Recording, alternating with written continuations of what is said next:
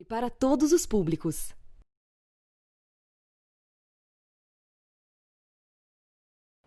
Olá! Bolsonaro é alvo de 56 pedidos de impeachment. O último deles foi apresentado pela Coalizão Negra de Direitos. Jonatas Campos conversou com Douglas Belchior, representante da articulação, que fala mais sobre o pedido de cassação. Com mais de 1.000 mortes por dia por coronavírus, o Brasil também enfrenta o aumento de casos de dengue e outras endemias. E trazemos atualizações do despejo ilegal do acampamento Quilombo Campo Grande. Hoje, as tropas de Romeu Zema, governador de Minas Gerais, atearam fogo no local. Este e outros assuntos você acompanha a partir de agora.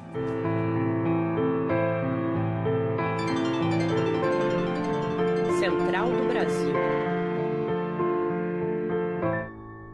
As tropas da Polícia Militar do governo de Romeu Zema permaneceram ameaçando as famílias do acampamento Quilombo Campo Grande, no sul de Minas Gerais, durante toda a noite de quarta-feira e no dia de hoje. A escola popular foi demolida e os parceiros do acampamento foram impedidos de levar suprimentos e apoio às famílias. Demoliram a nossa antiga escola Serafim de Moraes. Em 98, conquistamos o assentamento 1º do Sul. Essa escola atendia as crianças do 1º do Sul, a comunidade Limeira, Morro Grande, muito querida. Demoliram a nossa escola. Durante a tarde, sob o comando do governador, os policiais provocaram um incêndio criminoso no local onde as famílias produzem alimentos. Além do risco às vidas das agricultoras e agricultores que resistem ao despejo em meio à pandemia, o tempo seco pode contribuir para um alastramento do fogo. O sul de Minas já havia registrado um aumento de mais de 53% nos incêndios florestais. Vamos acompanhar o relato de Tuíra Tulli, que é da coordenação estadual do MST de Minas Gerais. Embarque imediato.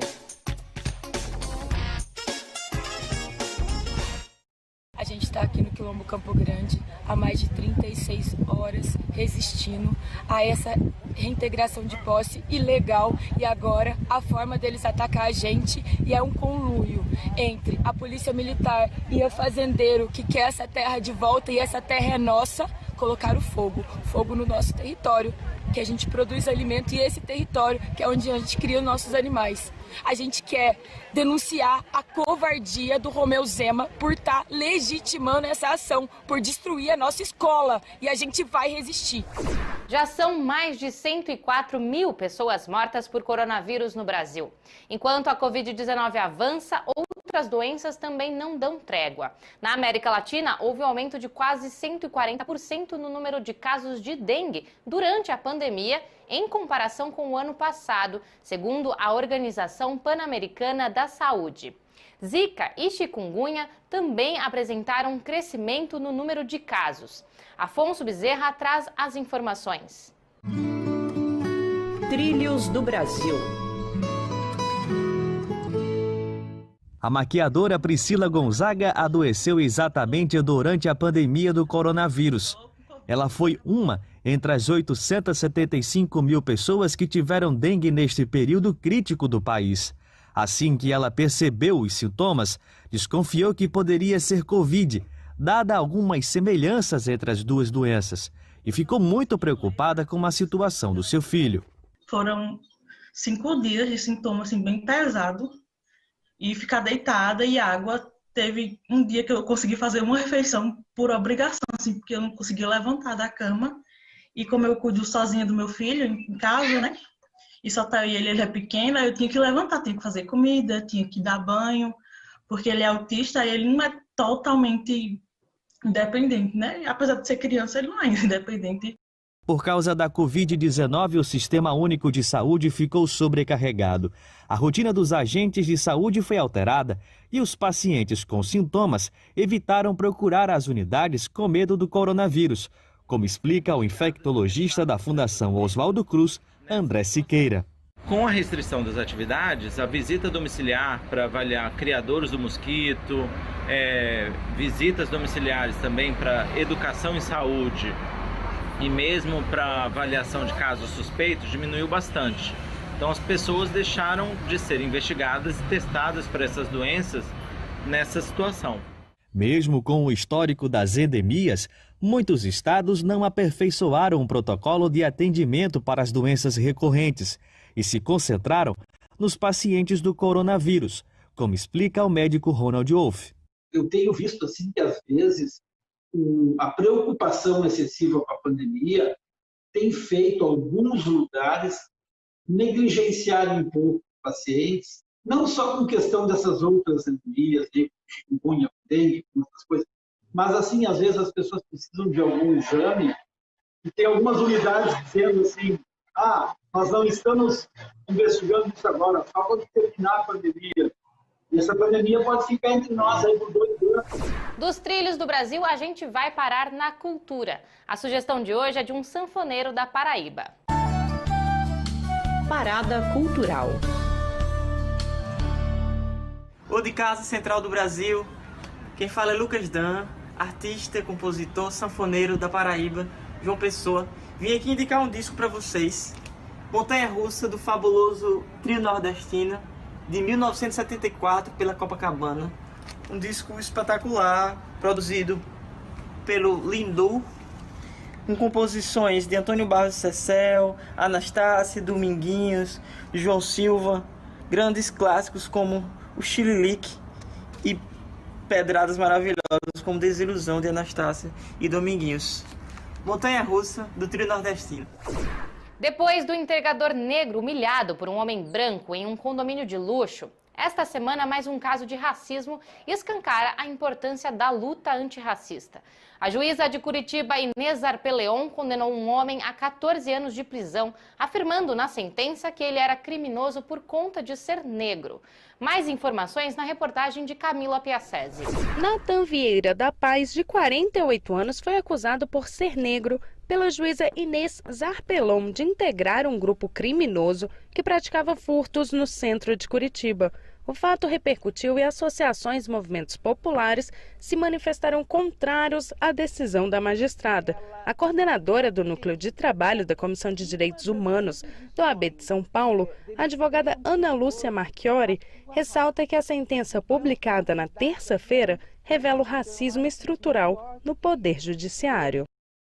Hoje ela soltou uma nota de desculpas para quem se sentiu ofendido. E a gente vê do início da sua nota também aí uma manifestação racista. Na sexta-feira, 3 casos de racismo ganharam os noticiários. Em Valinhos, São Paulo, o contabilista Matheus Abreu Almeida Prado humilha o motoboy Matheus Pires, o chama de semi-analfabeto e diz que ele tem inveja da cor da pele dele, que é branca.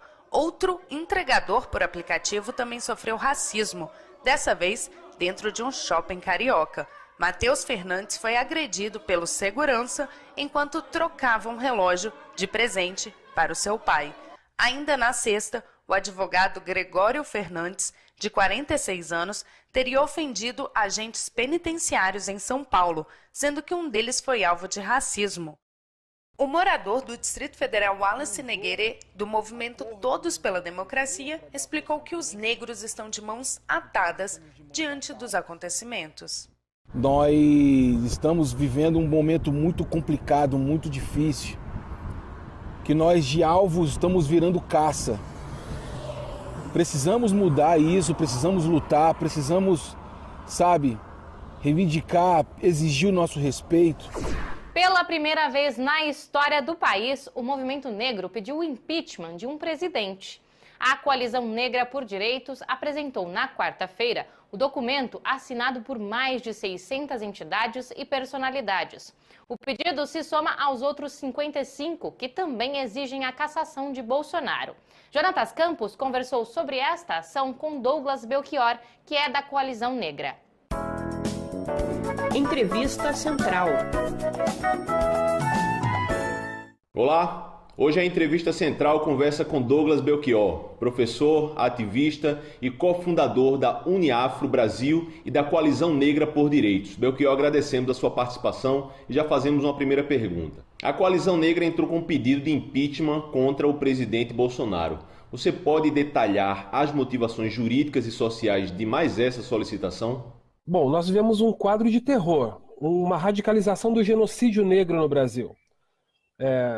Não quer dizer que a história tenha sido muito diferente do que nós estamos vivendo agora, mas não tem nenhuma dúvida que esse governo Bolsonaro radicalizou as contradições no Brasil e tem feito sofrer mais ainda o povo que sempre sofreu, os mais pobres, as pessoas que dependem de serviço público de saúde, as pessoas que precisam e só têm seu corpo e seu trabalho para, na labuta diária, ganhar o seu pão de cada dia.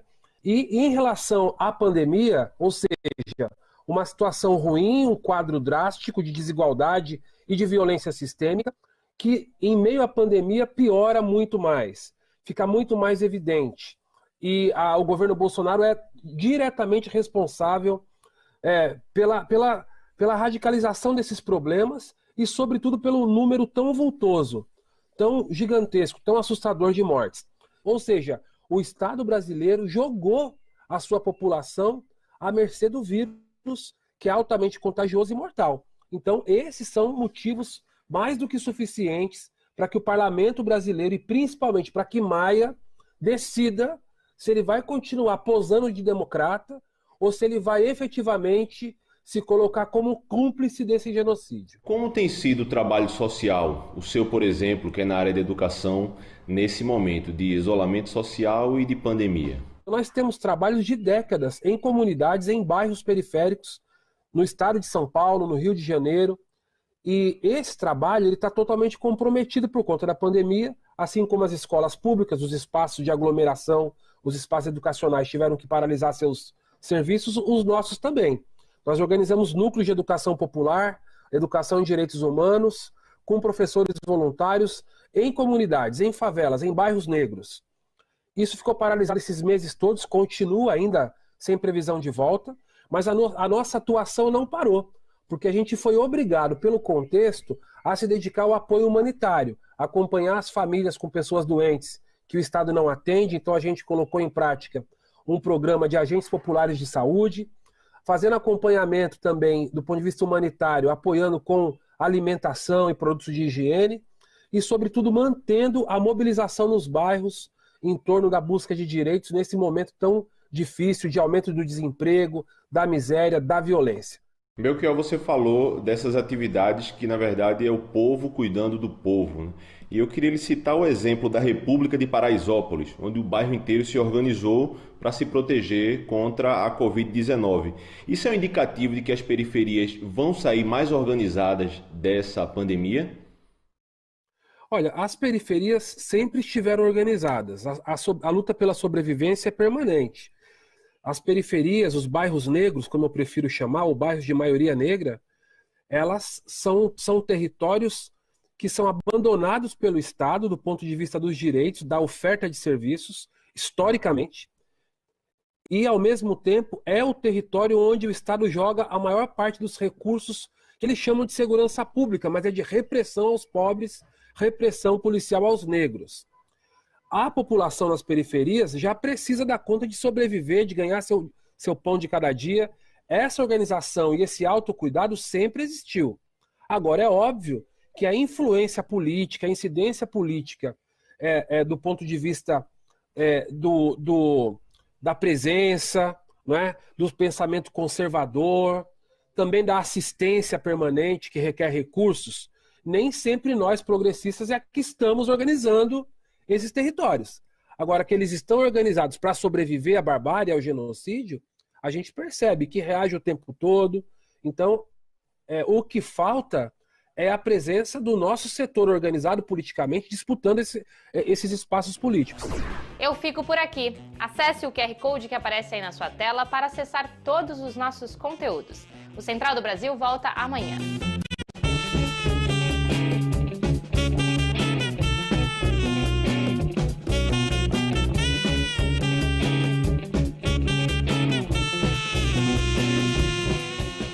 Central do Brasil, a rede de comunicação dos movimentos populares.